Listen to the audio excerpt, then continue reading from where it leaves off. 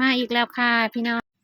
อันนี้ก็จะเป็นแบบว่าช้อนเนาะช้อนกินข้าวตักกินข้าวเจ้าอิหยังประมาณจั่งซี้เนาะฉันเห็นราคามันดีแหมฉันก็เลยแบบว่าสั่งมาเผื่อว่ามีคนนี่จะสนใจคือฉันเนาะอันนี้ฉันก็แบบจะกำลังจะนั่งกินข้าวเพราะว่าที่จริงแล้วเราน่ะก็แบบว่าแกะออกมาใหม่มันก็ต้องเอาแบบว่า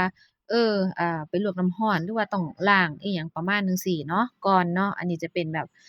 แพ็ก12เนาะโหลหนึ่งแถมโหลหนึ่งนะจ๊ะอันนี้แบบมีเทิงช้อน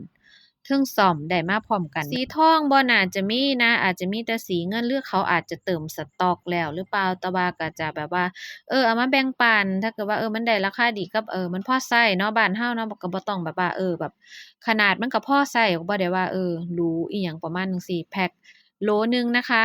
ส้อมโหลหนึ่งส่วนผู้ใดอยากได้ก็จะปักพิกัดไว้ให้เนาะตะกร้าซ้ายมือเด้อจ้าเด้อฉันว่ามันก็พอ